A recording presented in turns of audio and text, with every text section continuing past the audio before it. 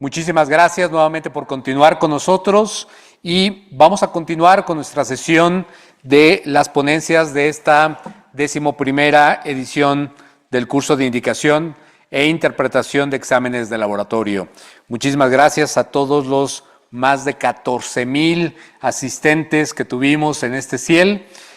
Tuvimos presencia de asistentes de más de 28 países. Para SYNLAB México es un honor tener a cada uno de ustedes participando en este curso, el cual esperamos que sea de gran valor para su práctica diaria. Y recordarles a cada uno de ustedes que al final de esta sesión vamos a platicar y explicarles la metodología para descargar su constancia de acreditación, la cual, recordemos y agradecer a la Universidad Popular Autónoma del Estado de Puebla, la UPAEP, la cual nos brinda un aval académico de 14 horas a este curso CIEL, el cual ustedes podrán descargar en su constancia que los acredita como asistentes a esta 11ª edición del curso CIEL. Muchísimas gracias a cada uno de ustedes y muchas gracias a la UPAEP por este reconocimiento y participación históricamente que ha venido acompañándonos. Para nuestro siguiente sesión nos acompaña el doctor Cleber Vinicio Sáenz de SYNLAB Ecuador con la ponencia Seguridad del paciente más allá del cumplimiento normativo. El doctor Cleber Sáenz es Chief Medical Officer para SYNLAB Ecuador. Es médico con especialidad en patología y laboratorio clínico, con experiencia y formación en implementación y mejora de sistemas de gestión de calidad en laboratorio de análisis médicos bajo normatividad ISO 15189, ISO 9001 y estándares de acreditación. Cumentum Accredite Canadá, experiencia en docencia médica de pre y posgrado e investigación, clínica y epidemiología en áreas de salud pública y de la diagnóstica con énfasis en aseguramiento de la calidad, nutrición y evaluación de pruebas diagnósticas. Doctor Sáenz, es un honor para SYNLAB México tenerte en este CIEL. Adelante, por favor. Buenas tardes con todos. Muchísimas gracias por la gentil invitación de los colegas de SYNLAB México a este importante evento de indicaciones de laboratorio CIEL en este año 2024. Vamos a conversar hoy de un tema que es de mucha actualidad, de un tema que es muy interesante y que es la seguridad del paciente, más allá del cumplimiento. Y entiendo que este título lo que busca es profundizar en el verdadero concepto de la seguridad del paciente, más allá de hacerlo solamente por cumplir un requisito de norma o un requisito obligatorio, sino que entender que la seguridad del paciente es una parte inherente a la responsabilidad habitual de quienes trabajamos dentro de los laboratorios de análisis médicos. De tal forma que es súper importante entender como un eje central de la gestión de los laboratorios médicos, independientemente que esto esté incluido dentro de una norma regulatoria, dentro de una norma de certificación o dentro de una norma de acreditación. ¿Ok? Está claro entonces este concepto de la medicina de laboratorio que hemos impulsado y se impulsan desde las sociedades científicas desde hace muchísimos años,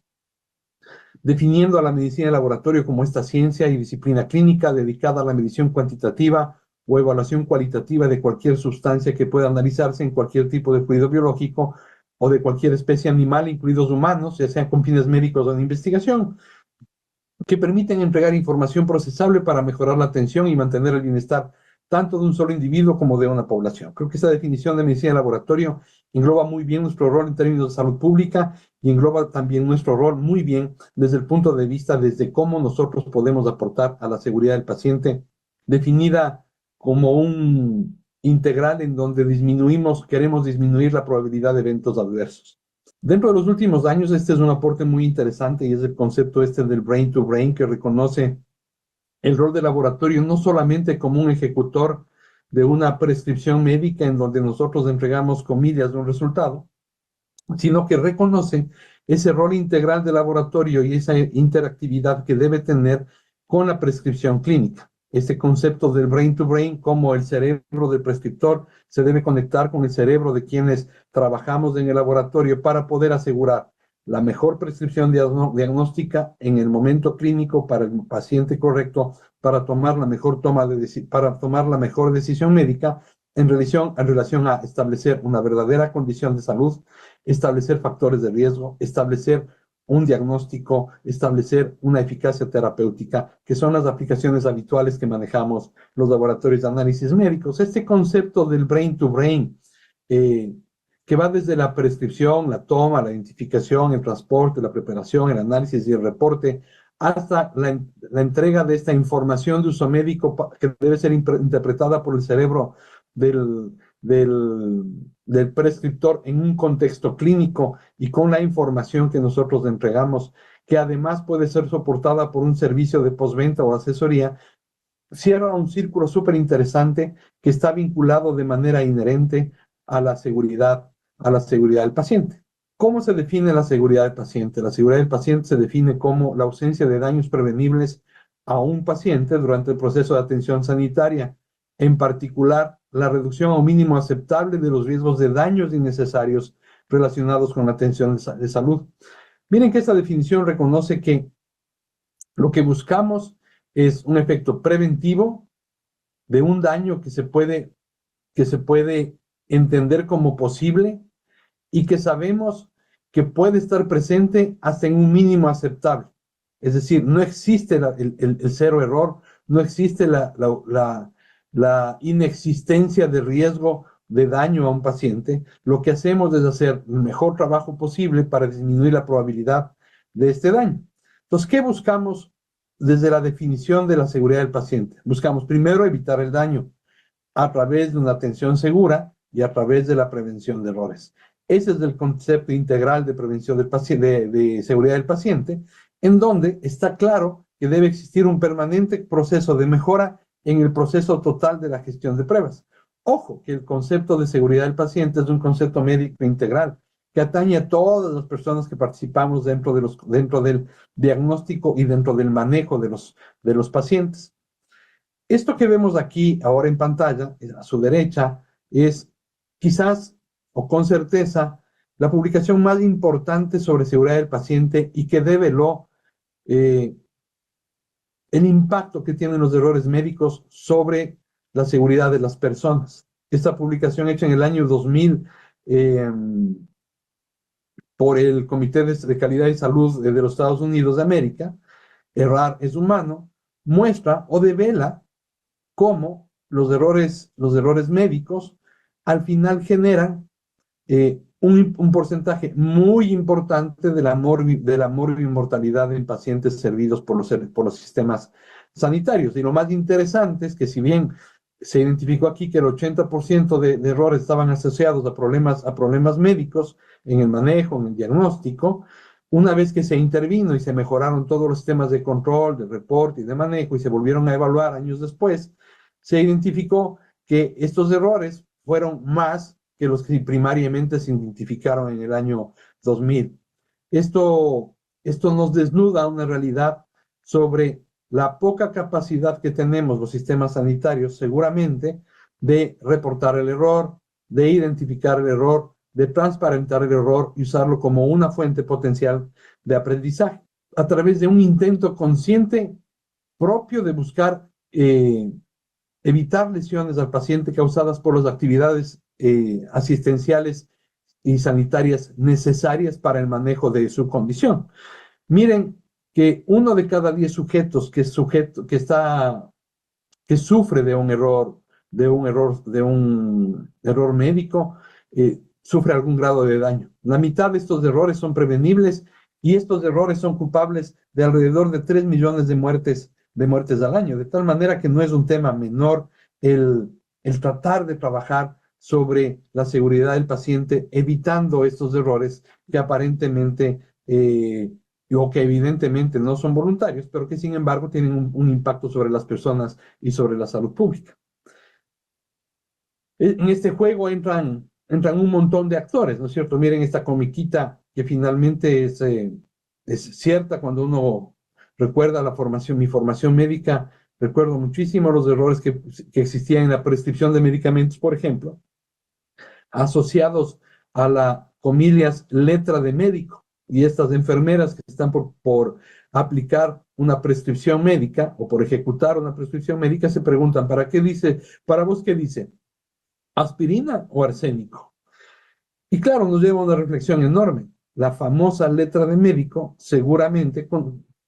condiciona un riesgo potencial para el manejo de los pacientes y de hecho hoy, gracias a Dios, este riesgo va disminuyendo porque resulta que cada vez más tenemos historias clínicas electrónicas o prescripciones electrónicas de fármacos y de pruebas diagnósticas que disminuyen esta probabilidad de error. Y nos acordamos de esta frase hipocrática que está resaltada hacia abajo de esta diapositiva: primum non nocere, primero no hacer daño. Miren cómo la publicación esta del Error is Human generó un cambio total sobre la percepción de la necesidad de trabajar sobre el riesgo sobre el riesgo y sobre la seguridad de los pacientes. Miren cómo a partir del año 2000, que es cuando aparece esta publicación, el número de publicaciones que se generan luego sobre seguridad del paciente y enfoques vinculados a seguridad del paciente incrementa ostensiblemente y permiten reconocer la necesidad de trabajar sobre esta esfera que es extremadamente importante para quienes trabajamos en las áreas médicas. Y es que la seguridad importa, por supuesto que la seguridad importa. La seguridad importa con cada paciente que se atiende. Cada paciente que es atendido debe ser atendido en un entorno de seguridad, en un entorno de seguridad física, en un entorno de seguridad de los instrumentos que nosotros empleamos en el laboratorio, de los IVDs que usamos en los laboratorios. La seguridad importa con cada test requerido y orientado, la seguridad importa con cada muestra tomada y preparada, la seguridad importa con cada test ejecutado, la seguridad importa con cada informe reportado, la seguridad importa con cada informe interpretado, la seguridad importa con cada informe entregado al paciente y la seguridad importa con cada acción clínica que nosotros tomamos, ¿no es cierto?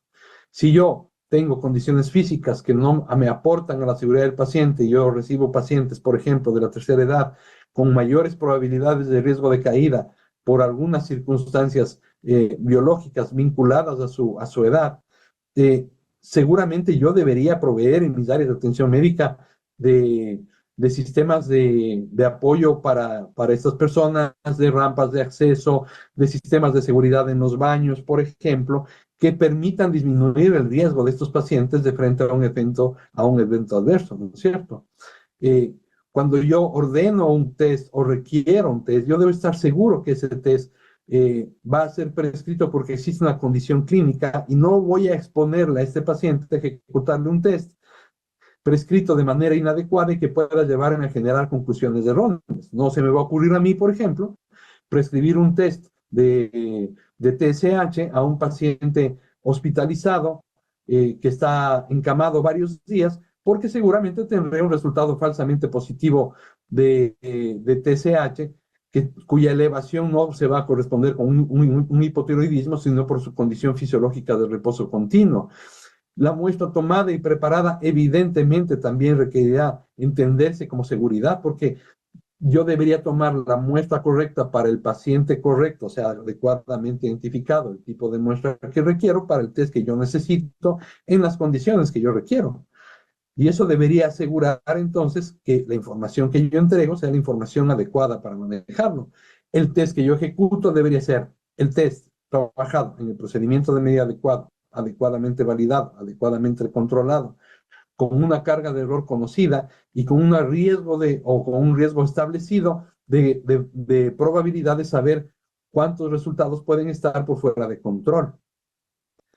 Mis informes deben asegurar tener toda la información requerida para tomar la mejor decisión médica. Y esa información requerida quiere decir, mi informe tiene la capacidad de entregar al médico la información que requiere para mejorar la mejor toma de decisión. Tiene los valores de referencia establecidos de manera adecuada. Tienen notas clínicas o mensajes interpretativos adecuados que ayuden a tomar mejor una decisión de prescribir un test adicional o de manejar adecuadamente a este paciente. Este informe es interpretado y entendido adecuadamente por el médico y por ende, esta información permite tomar una acción clínica adecuada para establecer un diagnóstico, para asegurar la permanencia o la modificación de una prescripción o para considerar el alta de una condición clínica post-intervención. Es decir, miren que existen un montón de esferas a partir de las cuales nosotros podemos entender la seguridad del paciente y en donde los laboratorios clínicos seguramente o de hecho jugamos un rol extremadamente importante, ¿no es cierto? Desde el concepto básico que lo manejamos siempre, esta cifra famosa de el 70% de las decisiones médicas se manejan a través de la información que aportamos los laboratorios de análisis médicos. Está claro entonces que si aportamos el 70% de la información para la toma de decisión médica, seguramente en igual proporción manejaremos la responsabilidad seguramente de los errores de manejo médicos que se generan a partir de un uso inadecuado, de un entendimiento inadecuado o de una información inadecuada que a lo mejor nosotros estamos generando. Evidentemente no de manera dolosa, pero que generan errores en la toma de decisión médica y que afectan a los pacientes. Estos conceptos que vamos a ver o estas reflexiones que vamos a ver son tomadas de la Organización Panamericana de la Salud en relación con seguridad del paciente y me parecen a mí extremadamente importantes, porque nos dejan ver la integralidad del manejo del paciente, el riesgo y su seguridad. Miren, un diagnóstico correcto y oportuno es el primer paso para unas intervenciones preventivas y un tratamiento eficaz. Y es que hay que entender que este proceso del diagnóstico es fundamental para reducir errores y entender que este proceso del diagnóstico es un proceso complejo, es un proceso multidisciplinario y que tiene un montón de actores que estamos trabajando. Miren entonces ustedes que el diagnóstico es un esfuerzo conjunto entre el médico y su paciente, porque en medio de esta relación diagnóstica, nosotros jugamos un rol, digamos, intermedio en donde el médico establece una sospecha diagnóstica basado fundamentalmente en la anamnesis, basado en su examen médico, y a partir de eso toma una decisión de prescripción de una prueba diagnóstica. Miren que es súper importante entonces del rol que juega el paciente dentro de esto y por ende la capacidad que tengamos nosotros como médicos o los médicos de poder ejecutar una adecuada anamnesis a través de un lenguaje que esté adecuadamente validado y estandarizado con los pacientes para que ellos puedan generar las mejores respuestas que orienten una potencial sospecha diagnóstica, a lo que se suma el examen clínico integral del médico, todo el examen físico del paciente en busca de signos clínicos que le orienten junto con la anamnesis y a partir de eso lleva a una prescripción de una prueba diagnóstica que le permita hacer dos cosas. La una, afirmar su hipótesis diagnóstica o la otra, descartar la principal hipótesis diagnóstica y vincularse a otra condición potencial dentro de este juego de probabilidad. Yo a mis alumnos de la universidad les digo siempre, quienes entraron a estudiar medicina porque consideraban que la medicina no llevaba parte de las matemáticas, les digo que lastimosamente están equivocados porque resulta que la medicina y el diagnóstico en particular es un juego de probabilidades, donde nosotros establecemos una potencial sospecha diagnóstica a partir de la probabilidad de vincular hechos epidemiológicos, hechos clínicos, a los que se suman los hallazgos de laboratorio clínico o de imágenes o de pruebas clínicas que me permiten aportar para confirmar o descartar una sospecha diagnóstica, ¿no es cierto? Y está claro, cuando uno mira esta diapositiva, uno puede entender claramente y acordarse de los conceptos de sensibilidad y especificidad. Cuando yo tengo una sospecha diagnóstica y prescribo una prueba diagnóstica, esa prueba diagnóstica puede ser una prueba que me permita a mí confirmar la presencia de una enfermedad o descartar la presencia de la enfermedad, dependiendo de cuál es el nivel de prueba diagnóstica, ¿no es cierto? Si uno se acuerda y dice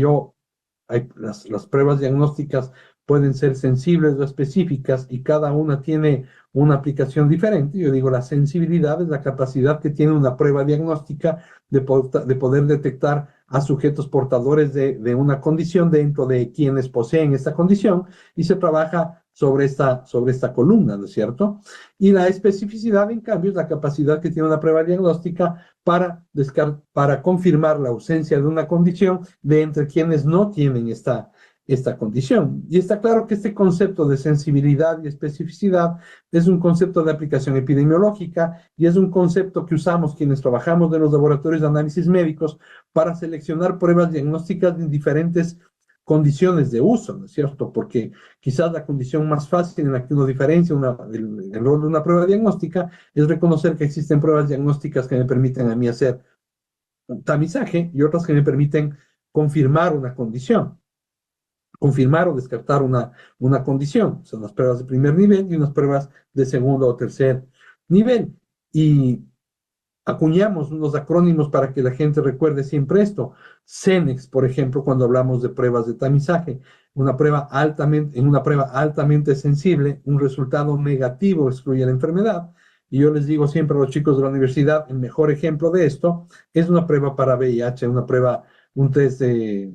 serológico para VIH, en donde a mi paciente, que es un paciente general al que le estoy haciendo un chequeo rutinario, le sugiero hacerse una evaluación de VIH y ese VIH viene el paciente y me dice, vea doctor, el resultado es no reactivo. Y entonces el médico le dice, tranquilo, vaya muy bien, vaya a su casa, no pasa nada, porque está seguro de que hay una alta probabilidad de que realmente no presente la condición, porque al ser una prueba altamente sensible, un resultado negativo excluye la enfermedad. Pero si el caso no fuese ese y este paciente,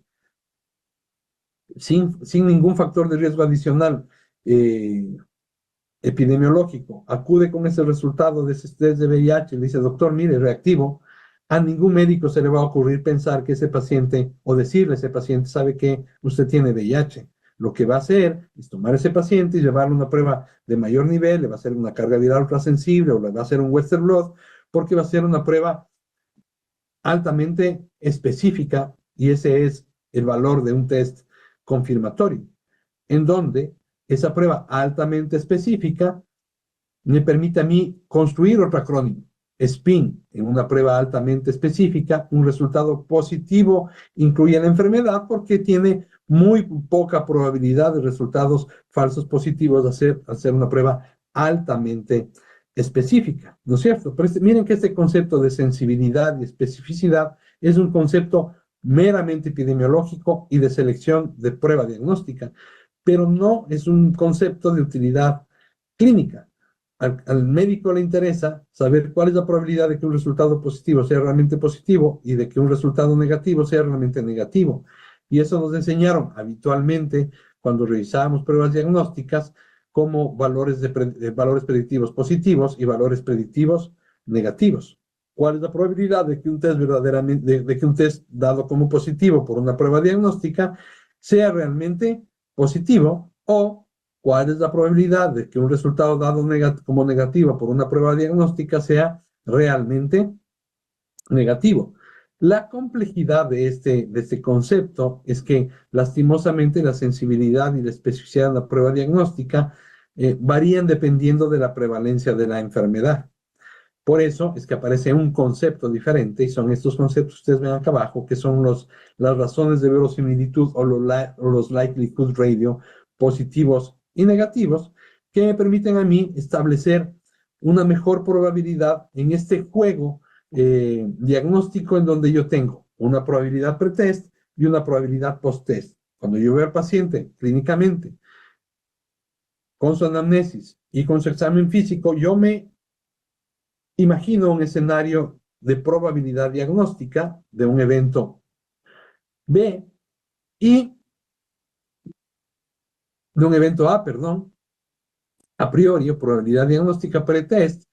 y luego me pregunto cuál será la mejor prueba diagnóstica para poder corroborar esa condición y proyectarme a una probabilidad a posteriori. ¿Cuál es la probabilidad de que el evento A, esta condición clínica, se acompañe de un hallazgo diagnóstico, de una prueba diagnóstica, y juntos me permitan a mí confirmar o descartar la presencia de una condición? Porque claro está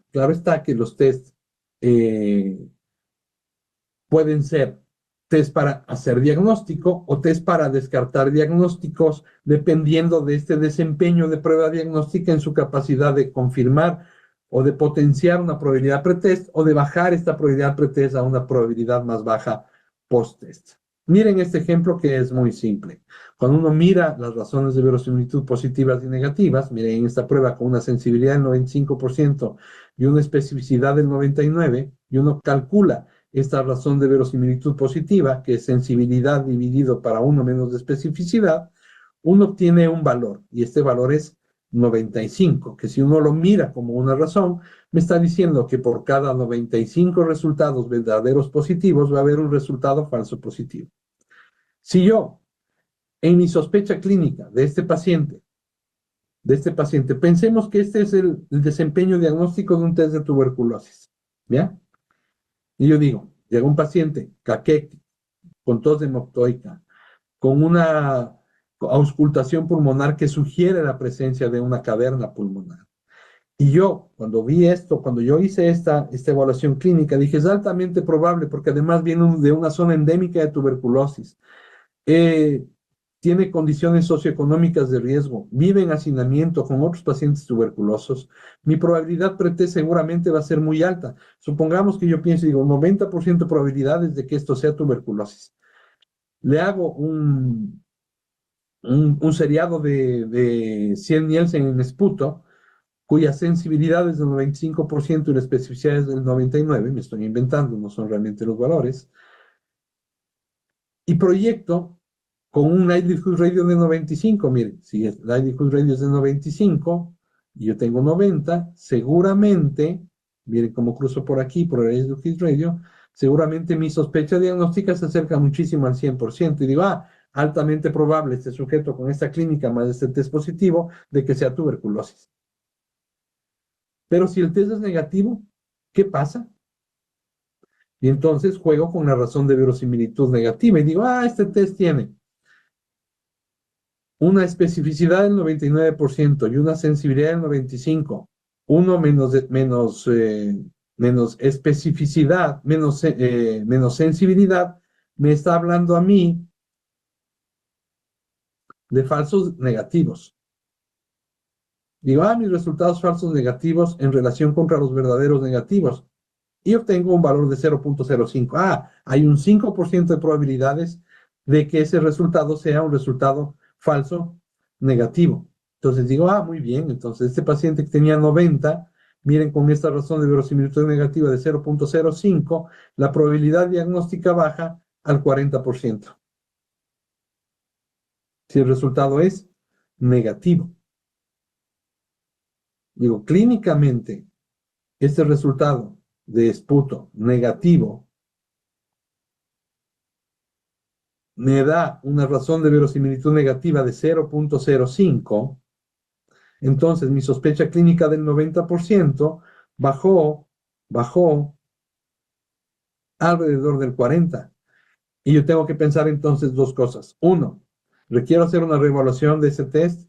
o cambio mi sospecha diagnóstica y pienso en otra condición clínica que se parezca y que se asocie a esos mismos factores de riesgo y esas condiciones. Por ejemplo, si está en una zona tropical, a lo mejor me animo a pensar en una paragonimiasis. Pero este juego de las pruebas diagnósticas hacen que yo tenga la capacidad de aportarle al médico para su toma de decisión. Y cualquier error que yo genere en esta selección, en este manejo de pruebas diagnósticas, o cuando yo emplee test no estandarizados, o sea personal no entrenado en que ejecute test que son dependientes de los criterios de observación de los pacientes, el riesgo de generar resultados falsos positivos o falsos negativos aumenta, y por ende aumenta el riesgo de una sobreintervención o de un no diagnóstico o de un diagnóstico erróneo que cambie la toma de decisión médica. Ese es el impacto que tenemos los laboratorios de análisis médico sobre los riesgos de las personas desde el punto de vista analítico meramente. Miren que hay este artículo muy bonito que no es nuevo, es un artículo bastante viejito del año 2011, donde se ve cómo se comunican los errores en los laboratorios de análisis médicos, ya sea en los laboratorios de anatomía patológica o en los laboratorios médicos. Y miren cómo en esta encuesta clínica hecha en los Estados Unidos se verifica que apenas el 54% de los incidentes en los laboratorios de patología declaran haber sido reportados, el 86% en los laboratorios clínicos confiesan manejar el riesgo, un poquito, casi el 60% en los laboratorios de anatomía patológica y apenas el 43% en los laboratorios de análisis médicos. Y en esa época en los Estados Unidos, el 20% de pacientes de laboratorios de anatomía patológica declaran tener unos programas de seguridad del paciente y que además informan o reportan a los supervisores o a los gerentes el 40% de las veces, a los médicos en jefes o al jefe de servicio casi el 50% y apenas el 16% al personal ejecutivo de la estructura hospitalaria. Miren que es un tema, o los laboratorios no reportan estos errores. Hay cosas interesantes, dice, no podría explicar claramente el error el médico no podrá explicar claramente la fuente del error al paciente, dicen más o menos el 40% de las veces. El paciente no tiene por qué conocer acerca de este error, dicen el 17% de las veces. El paciente no se va a sentir contento con la presencia de un error, el 11% de las veces. Y casi un 25% declaran que no harían nada, ni lo reportarían, ni les interesa reportar la presencia de un error, lo cual es mucho más grave. Seguramente estos números han cambiado. Yo no sé en nuestros países cuáles serán las estadísticas de los reportes de errores y la conciencia sobre seguridad del paciente y la declaración del error, pero cuando hemos trabajado en entornos hospitalarios y hemos trabajado con los profesionales médicos y los profesionales de laboratorio preguntando su conducta de frente a la presencia de un error, casi siempre la respuesta es no queremos ver, no queremos oír, ni queremos hablar del error, lo cual es una conducta inadecuada por cuanto lo que hace es cerrarnos el camino a entender un problema y por ende a entender una mejora. Está claro y toditos conocemos esta clásica imagen publicada por Plevani en su artículo del 2006, que es un clásico, en donde sabemos tenemos errores en los componentes preanalíticos, errores en los componentes analíticos y errores en los componentes posanalíticos, y que en teoría suponemos que la mayoría de errores están en los componentes preanalíticos y en los componentes de posanálisis, y asumimos que en el análisis estamos cada vez más controlados por todos los estándares de aseguramiento que vienen desde la industria y los estándares de aseguramiento que seguramente implementamos en los laboratorios. Digo seguramente porque no todos los laboratorios de diagnóstico médico manejan estándares de aseguramiento de la calidad. Pero miren que dentro de estos errores preanalíticos, ustedes saben que existe una preanalítica que está desde la selección de la prueba, diagnóstica, y también otras condiciones en el manejo de la prueba, en la gestión de la muestra, en la identificación de la muestra, en la condición de la muestra, en el manejo de la muestra, que pueden impactar negativamente sobre la emisión del reporte que yo estoy generando, sin pensar adicionalmente otras condiciones que podrían afectar a estos reportes. Y desde el punto de vista post-analítico, todas las cosas que hemos conversado ya rápidamente sobre cuál es la calidad o la claridad de los reportes que yo estoy emitiendo, cuál es su verdadera utilidad clínica y si coloco yo notas interpretativas o recomendaciones, si estas recomendaciones aportan o no positivamente a la toma de decisiones médicas.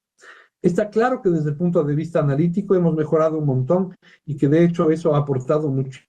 Disminuir los falsos diagnósticos positivos o los falsos diagnósticos negativos desde un punto de vista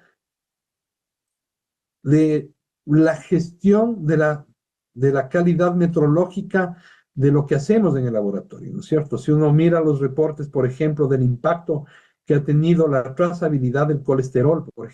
ejemplo, para poder establecer las verdaderas concentraciones de colesterol a lo largo de los últimos 30 años, se ve como fácilmente hemos pasado de un 20% de falsos positivos y de falsos negativos para definición de hipercolesterolemia a alrededor de un 3%, lo cual significa una mejora importante vinculada solamente a una condición, la mejora de las condiciones de trazabilidad de las pruebas diagnósticas. Si nosotros pensamos así y vemos qué es lo que pasa con la trazabilidad de pruebas diagnósticas en todas las pruebas diagnósticas que manejamos, especialmente en las pruebas hormonales, por ejemplo, nos vamos a dar cuenta de que tenemos serios problemas de trazabilidad que pueden afectar a la toma de decisión médica, ¿no es cierto? Si uno mira, por ejemplo, la conducta de manejo de un paciente al que se le solicita una TSH, por ejemplo, X, y tiene un valor de TSH que sugiere un hipotiroidismo o que sugiere un hipotiroidismo subclínico, ¿cuál es la conducta médica? La conducta médica en muchos casos es decir, no me parece porque no lo encuentro yo clínica, no cuadra con mi sospecha diagnóstica, vamos a mandarle de laboratorio A, le voy a pedir que lo haga en el laboratorio B. Y el laboratorio B usa otro sistema de medición, que no es quimioluminiscente, sino electroquimioluminiscente, o peor, un microELISA, y resulta que no son trazables, y entonces comienza a armarse un galimatías, porque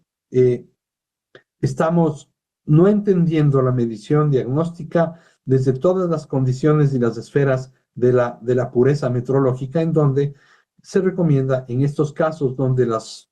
test no son absolutamente trazables, evaluarse siempre por la misma metodología, y nos olvidamos de esta interfase clínica laboratorial que es súper importante, y de algunas recomendaciones de manejo y de diagnóstico clínico, ¿no es cierto? Un hipotiroidismo no se diagnostica nunca sobre una sola medición, requiere al menos más de 2 mediciones con intervalos definidos entre una medición y otra para poder calificar a un paciente como hipotiroideo por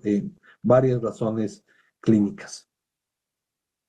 Miren, la clásica clasificación de errores en la parte médica, no vamos a hablar mucho sobre esto, está claro que tenemos errores vinculados al área preanalítica, al área analítica, al área posanalítica, errores causados por problemas organizacionales por fuera del laboratorio en el caso de entornos hospitalarios, eh, cruces de muestra, pérdidas de muestras, procedimientos inadecuados de identificación o colección de muestras, errores en el transporte que afectan a la medición del analito que estamos buscando por una pérdida de estabilidad por temperatura, por hemólisis o por cualquier otra condición. Errores en la interfase clínica y laboratorial, en esos problemas de comunicación para la interpretación, para la verdadera utilidad del test diagnóstico, que son cada vez más complejos porque conforme el laboratorio se va complicando, los test diagnósticos son cada vez más esotéricos y requieren de un soporte de laboratorio hacia el médico para aconsejar su mejor manejo, ¿no es cierto? Cuando uno habla ahora, por ejemplo, de exomas y existen mutaciones que no están claramente asociadas con una condición oncológica, por ejemplo, y se reportan dentro de los exomas, los médicos clínicos deben saber qué significa una variante de significado incierto, y nosotros desde el laboratorio, quienes manejan la especialidad, deberían tener la capacidad de poder dar una adecuada asesoría para la gestión de las muestras. Miren que son componentes que van abonando también al riesgo de los pacientes. Entonces, cuando hablamos de seguridad del paciente, estamos hablando de seguridad y estamos hablando de riesgo. Mientras más seguro soy en lo que hago, voy a tener menos riesgo, y mientras menos seguro soy, voy a tener más riesgo, de tal manera que es importante ver ambas aristas, ¿no es cierto? Y cuando uno lo mira desde una visión muy simple, uno debería tener la capacidad de en todo su proceso de atención, no solamente en la cadena de valor, preanálisis, análisis y posanálisis, sino también entendiendo los conceptos de infraestructura y de riesgos de seguridad física de los pacientes, uno debería tener la capacidad de detectar algo que llamamos peligro. Una fuente, una situación, un acto con potencial para causar daño humano, deterioro de la salud, daños físicos, una combinación de estos. Está claro aquí que este sujeto tiene que hacer una tarea. Está claro que hay un peligro, y el peligro es que le caiga este pedazo de muro encima, si es que él accidentalmente golpea o en la parte superior de ese risco, o si ejecuta una excavación que no tome en consideración la resistencia que hay aquí para aguantar este pedazo de muro, y entonces ese peligro se convierte en un riesgo, en el riesgo de muerte por aplastamiento. Entonces el peligro es tener una condición física insegura, y el riesgo es la muerte por aplastamiento. Entonces nosotros tenemos que tener la capacidad de tener dentro de los laboratorios una posibilidad de hacer una gestión del riesgo con cualquier metodología, en donde yo identifico el riesgo potencial, monitoreo y reviso el riesgo,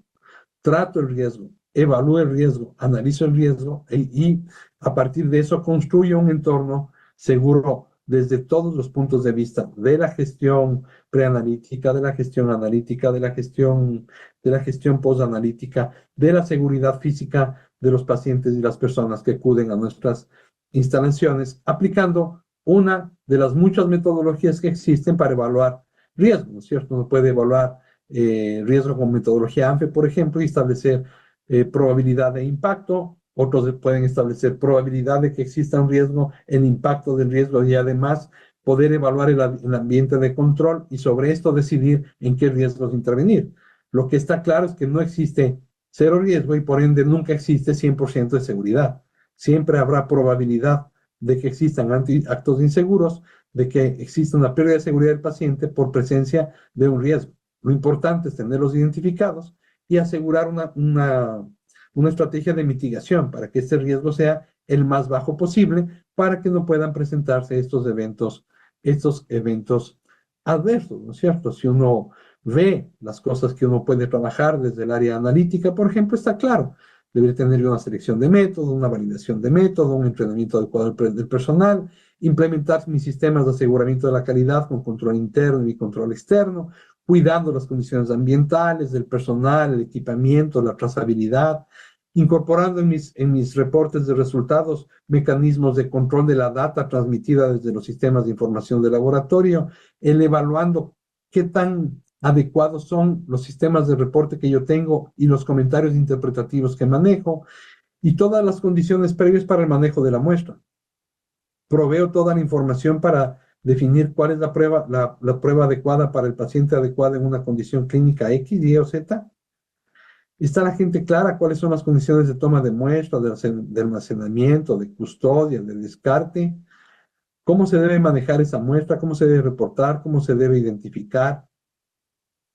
Una serie de condiciones que deben asegurar que este test diagnóstico aporte a ese paciente en esa condición clínica con la mejor información posible para la mejor toma de decisión médica en un entorno absolutamente seguro. Y claro, y están acuñados y hace más de 10 años comenzamos a trabajar los conceptos de gestión de calidad y aseguramiento de la calidad y planeación de la calidad con enfoque de riesgo, que no es parte de esta conversación, pero que nos permite entender cómo el peligro está vinculado a las actividades que nosotros hacemos. Miren, una falla en un proceso analítico genera un resultado incorrecto que es generado y entregado. Esto genera una situación de peligro con un resultado incorrecto reportado, con un error diagnóstico, con una acción médica peligrosa y que pone en riesgo a los pacientes. Ese es nuestro trabajo. Nuestro trabajo es evitar en alguno de estos puntos la presencia de este error que permita que se transmita a los pacientes y a la toma de decisión médica con un riesgo potencial para la salud de las personas. De tal manera que los laboratorios deberíamos tener definido un plan mínimo de seguridad del paciente que nos permite enfocar varias esferas. Miren este plan pequeñito: correcta identificación de muestras del paciente, correcta realización de actividades previas a la ejecución de análisis clínicos. Eso quiere decir la prescripción, el uso racional de la prueba, las condiciones de manejo, de transporte de muestras, la identificación de errores, tratamiento y notificación de eventos relacionados con la seguridad del paciente, la necesidad de reportar los eventos que estén vinculados a la necesidad del paciente para poder aprender de estos eventos y tomar acciones para evitar recurrencia, la notificación inmediata de resultados que evidencien un riesgo a la vida, o sea, tener protocolos de reporte de valores críticos, la integración del laboratorio dentro de su rol de seguridad del paciente vinculado a las actividades clínicas o a las actividades asistenciales, trabajar en sistemas de educación a pacientes y prescriptores, disminuir el riesgo de infecciones en las áreas de manejo hospitalario, en las áreas de laboratorio, con buenas prácticas de bioseguridad, con el lavado adecuado de manos, por ejemplo, que es la estrategia más habitual y más común y que más está penetrando en todo lado, porque existen un montón de enfermedades que están asociadas a una actividad tan simple como el lavado de manos, y garantizar la seguridad física de los pacientes en todos sus entornos, en los accesos, en los baños, en los servicios sanitarios, en ascensores, en todo aquello que represente un riesgo dependiendo de la población que yo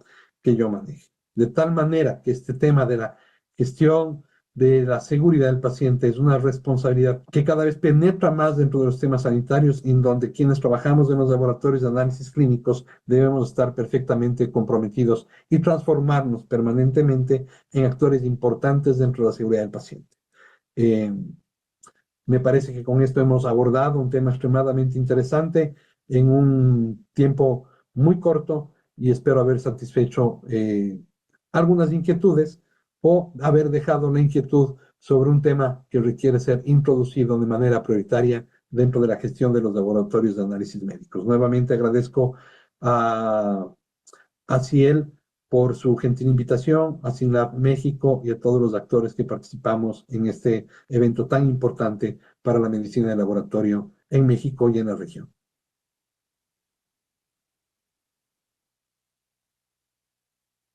Sáenz, muchísimas gracias y es un honor para nosotros en SYNLAB México tenerte como invitado en esta 11ª edición del curso Ciel. Y tenemos algunas preguntas del auditorio y agradecerte también por la respuesta y obviamente para este temario que es bastante importante para diferentes clientes, laboratorios, médicos, profesionales de la salud,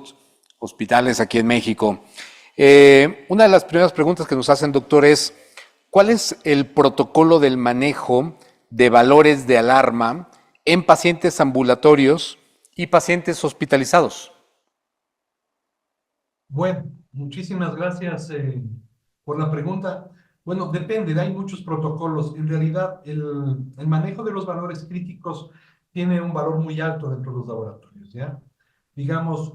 desde la definición del valor crítico, la recomendación internacional es que los valores críticos se definan internamente en cada laboratorio y en cada hospital, dependiendo del tipo de pacientes que manejan, ¿no es cierto? Por ejemplo, si yo manejo una serie de pacientes crónicos como pacientes que son sometidos a diálisis de manera periódica, seguramente en ellos un valor de pánico, un valor crítico sería el hallazgo de una enfermedad infecciosa positiva en alguien que siempre mantuvo enfermedades, marcadores serológicos infecciosos negativos. La metódica del reporte depende de la estructura hospitalaria y la estructura donde yo me asiento. Si yo soy un laboratorio de derivación, seguramente mis sistemas de información de laboratorio deberán generar mensajes automáticos a los responsables médicos de los laboratorios a quienes yo presto el servicio, con una vinculación contractual de responsabilidad del manejo de esta información de pánico en este laboratorio del cual yo recibo las muestras. En el caso hospitalario es diferente, seguramente es diferente. Yo tendré que desarrollar un mecanismo de comunicación con el servicio que generó la prescripción y el responsable técnico o médico de ese servicio.